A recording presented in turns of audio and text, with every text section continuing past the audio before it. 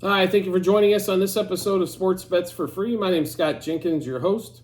Just a local sports bettor here in Phoenix, Arizona, and hopefully today with our picks and your picks, it's going to be another profitable day for you. Monday, April 1st, NBA slate. Happy April Fools to you today. And if you're looking at this NBA slate, you think the NBA had the same April Fool's joke on everybody else, as there is not. There's one game really in this whole match and everything today. I mean, it's 6 games. 5 of them are absolute hot garbage. And then we get the Suns, one of the most Dr. Jekyll and Mr. Hyde, or what are Mr. Dr. Hyde and Mr. Jekyll teams in the league going against the Pelicans. So we'll get into this though. We do have quite a few bets, a lot of opportunities I think to make some money. So let's get into these basketball bets and these NBA bets here. College basketball, we're down to the Final Four.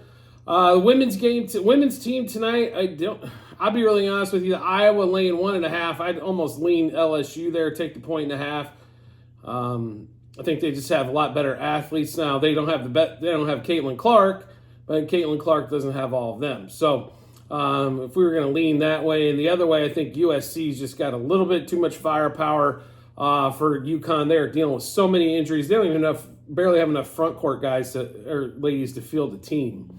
So if you're looking for college women's basketball, that would be the couple leans there. Would take USC and LSU. Even though I want to see Caitlin Clark go to the Final Four and win a national championship and kind of write off her storybook career. A lot of times the storybook doesn't have a happy ending when it comes to sports. So let's get into these NBA games. First game up, Celtics, Hornets. Surprised the line's not like 200. The Celtics, obviously the best team in the league. The Hornets, one of the worst. 16.5, 17.5, depending on where you're getting it. 219.5 total.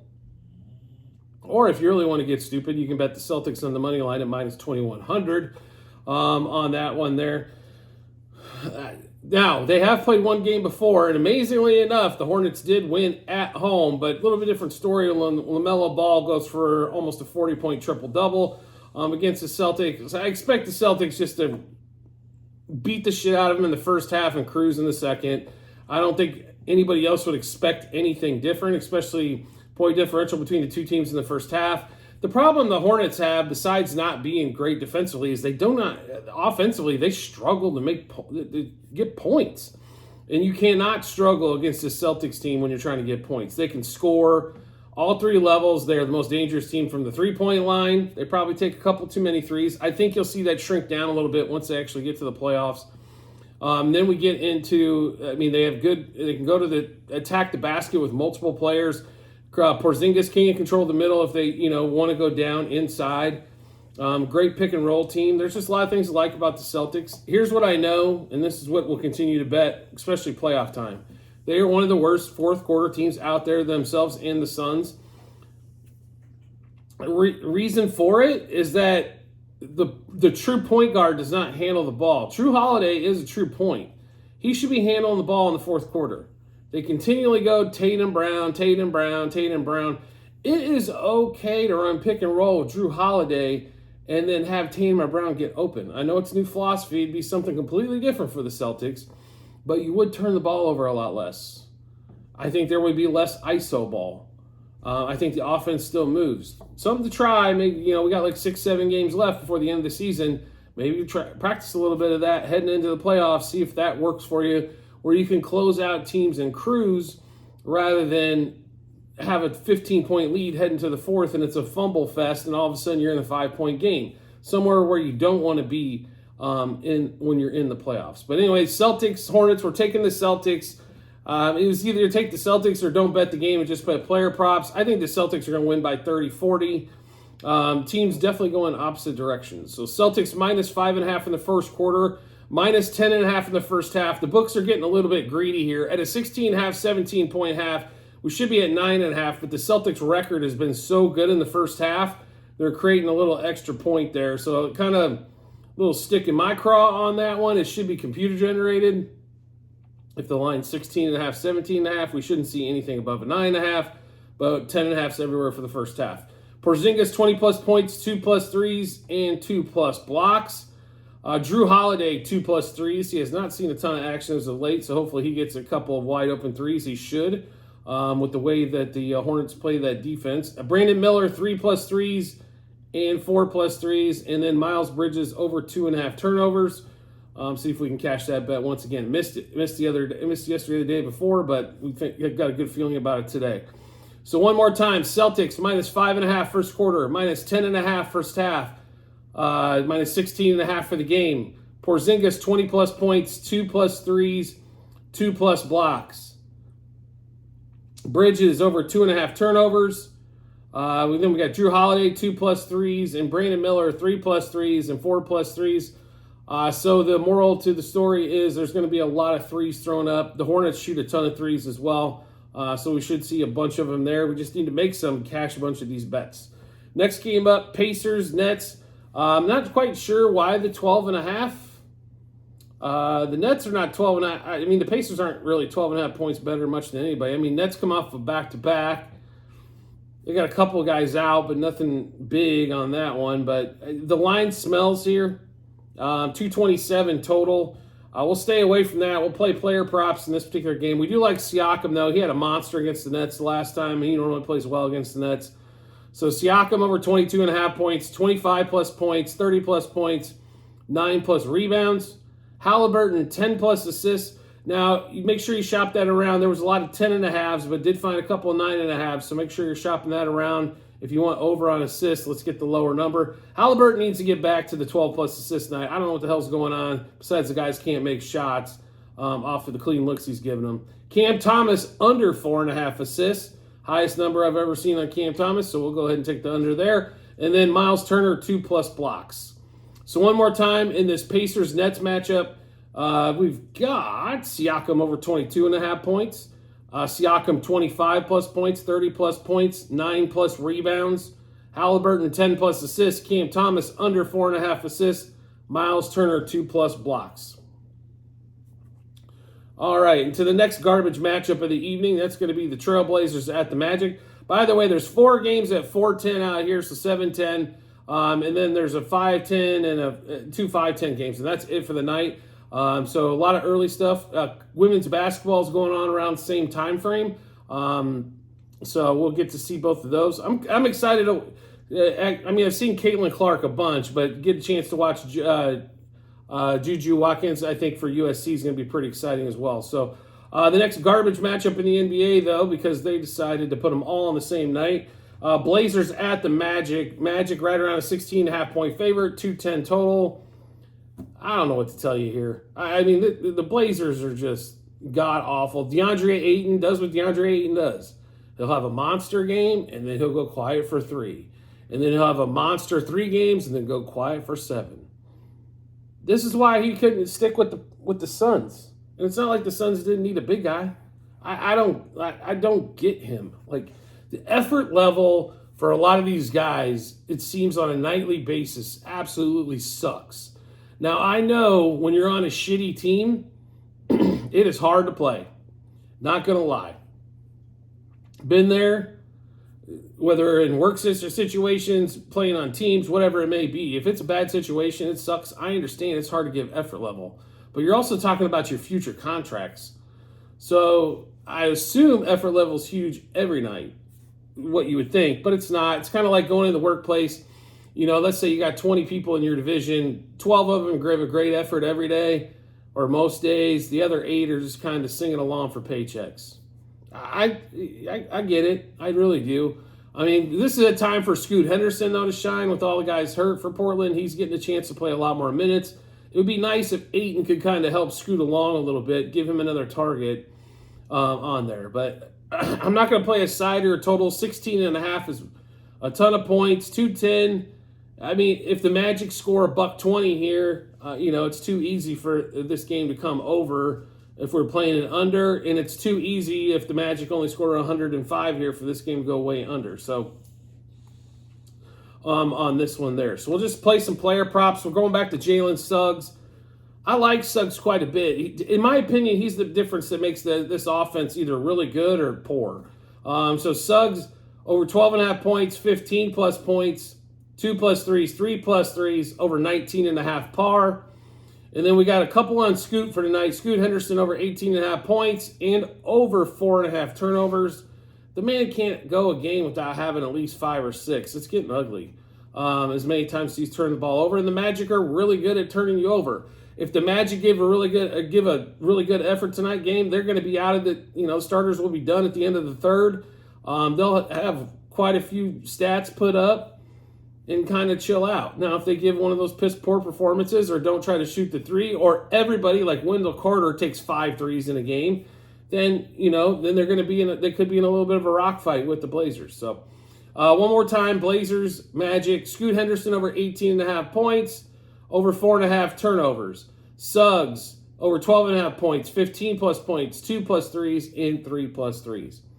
Next game up, if you thought the first 3 games were bad, wait till you get to this matchup here. Grizzlies, Pistons, yahoo! Pistons favored by 2 at roughly around 2 at home, 216 total. If there's any more guys on the injury list, you probably spend less time naming the guys that aren't designated on the injury list in this one. The key, though, for this game for me is Cade Cunningham. He is game time. He did play in the last game. I assume he's going to play tonight. If he does not, this is why I'm not taking a side or total. This game could be 78-75 if he does not play. They have so many injuries on the Detroit side, tons of them on the Grizzlies side. Obviously, we've been hearing about it all season long. So we're just going to play props in this one, and we'll play Cade, because if Cade doesn't play, then I know we're safe. We'll just get a bunch of void bets. So it's pretty simple. Cade Cunningham is the best player in this game. So we'll just play on him. 25 plus points for Cade, 30 plus points, over 35.5 par, and 8 plus assists. Now, the 8 plus assist number does worry me, because I don't know who the hell is going to make a shot if he does throw him the ball. But it was plus 122 on FanDuel, which is pretty good for 8 assists for a guy that averages right around that number or higher. The question is who's going to make the shot on the other end. So we're hoping for 8 lob dunks to his teammates to cash that bet, because I don't know if anybody can hit one from further out. Like I said, this matchup is not one you want to spend a ton of time watching, but there is some value there on Cade. 30 plus points for Cade tonight was plus 260 on FanDuel. 25 plus points was almost even money. Cade should, last game he put up over 30. He's got the capability to put up 30 and 10 almost every night out. The question is if guys going to hit shots around him, and is he going to get the playing time? He has to be aggressive with the offense. The offense opens up when he decides to do everything, including shooting threes, and he's been a little hesitant from the three-point line as of late.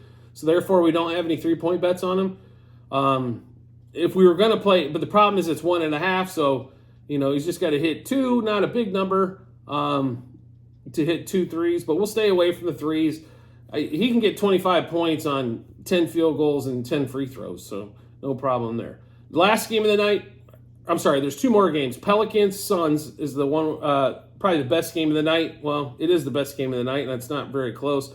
We got a couple teams in the play-in in the next one, but Pelicans at home, 1.5-point home favorite, 223.5 total against the Suns, who I can't tell you what the hell they're going to do on a nightly basis besides not defend the 3-point line well. That I can guarantee you, they will not defend the 3. Now, the rest of it, God knows what's going to happen. I don't know how a team with that much scoring ability can bring in so many damn under games. But I'll tell you why. It's because they're all fantastic at the mid-range. They shoot a bunch of jumpers. Now, Golden State proved the theory wrong that a jump shooting team couldn't win a championship. The Suns, I guess, are trying to prove that a jump shooting team can't make the damn play-in tournament. They're all a bunch of jump shooters, yeah, but how do you not play defense? How do you not defend the 3? How does that all take place? I understand the injury part of this season. In fact, I think you got an extra 20 games out of Kevin Durant so far this year. There's no way in your mind you thought Kevin Durant was going to play 70 games. Everybody thought probably coming in 50, 50, and 50 out of the big 3 was kind of what they were going to get. Maybe you get 65 out of Booker. But the other guys, if you expected more than 50 games, I mean, you're not looking at any sort of track record whatsoever. You got an extra 20 games out of Durant. And this season's been nothing but a complete bust. I'm sorry, Frank Vogel won a title not because of him. They won it with the Lakers in spite of him. This is the same thing I said with Joe Madden and the Cubs if you watch baseball. The Cubs won the World Series in spite of how bad Madden wanted to screw it up. Right? Vogel is doing the same thing with this team. I don't know why Monty Williams was still not there. I understand he didn't get along with Ayton. You were going to trade Ayton anyway. That was the plan all along. All offseason was to trade him. Why sign Vogel? Now, I know the Pistons suck, but that has nothing to do with Monty Williams. That has to do with the fact that he can barely keep 8 guys on the damn bed, 8 guys dressed. I mean, it's not his fault. 29 games in a row, sure, you can lay a couple of them on him. But Frank Vogel is no freaking prize.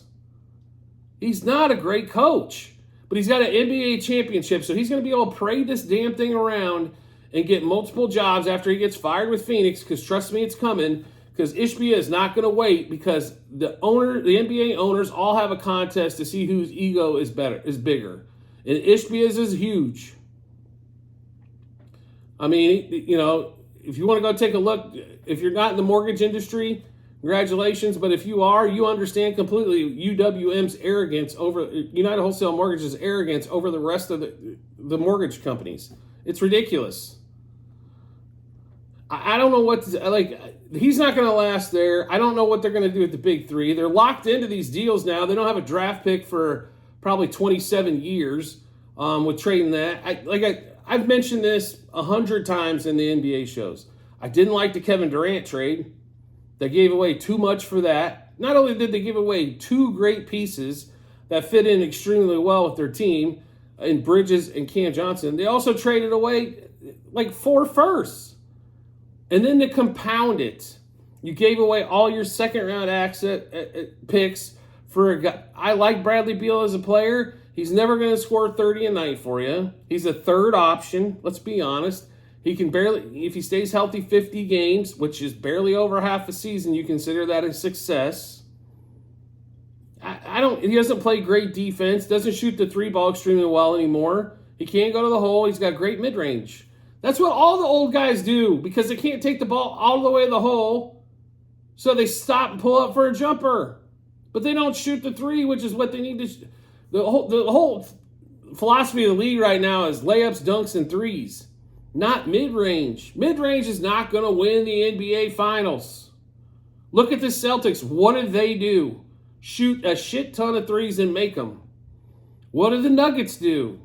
Shoot a shit ton of threes or pound it inside with Jokic.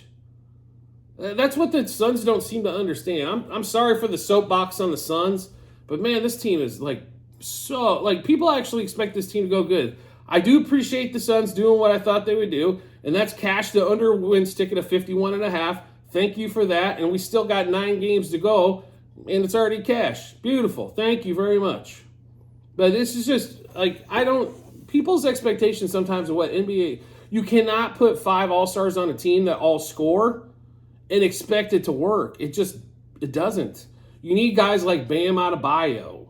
You need guys that can get 10 rebounds and 10 assists, and the scoring comes kind of third. You got 3 scorers when realistically, if you want to make this work, I'd probably put either Beal or, Beal would have to come off the bench.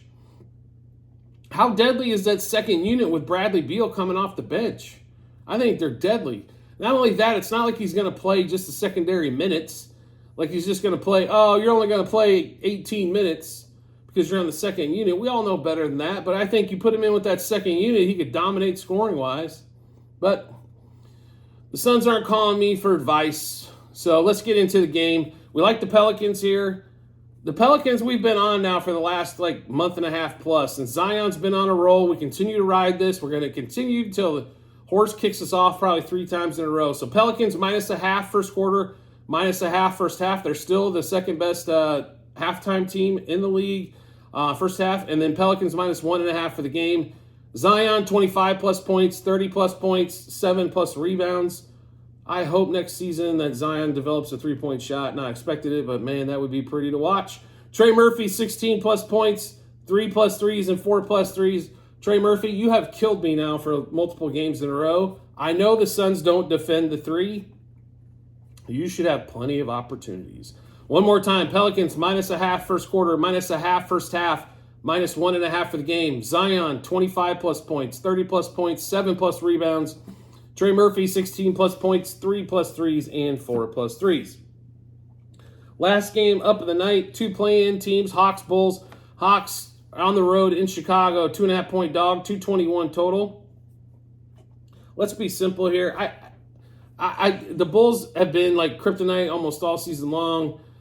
They can't ever seem to get a first quarter, first half game for me. And that's kind of how we bet. It's, normally 2 out of 3 is fine, but they figure out a way to get 1 out of 3 almost every damn time, which ends up costing money. So we stay away from the side and total with them. I love DeJounte Murray ever since Young went out. I hope DeJounte gets traded to a better team just to see what he can do. But we're just taking player props here. We've got mostly Murray and then 1 DeRozan one as well. So DeJounte Murray, 25 plus points, 30 plus points, 4 plus threes, 5 plus threes, and over 39.5 par. I will tell you there is 40.5 pars out there. If you want the over, get the 39.5. He is coming at that 40 number at ridiculous rate. I can't figure out how he seems to figure out what par of 40 is, but for some reason it seems to stick at that number, especially if his points aren't over 30.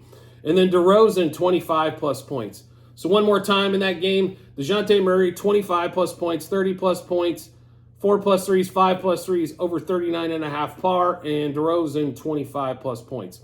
So at the end of every show that we do, no matter what sport, basketball, baseball, football, all of it, at the end of every show in the comment section, there is a link to our Google Sheet. This is a ledger of all of our bets, what juice we got those at, how many units we placed, what book we placed them at, and then obviously the results once the games are over. Then you can kind of follow along what we've done all season long as well on that. So make sure you do check out those Google Sheets. We are a volume better. So making sure that you have that ledger kind of for a reference point is big. So check that out when you get some time.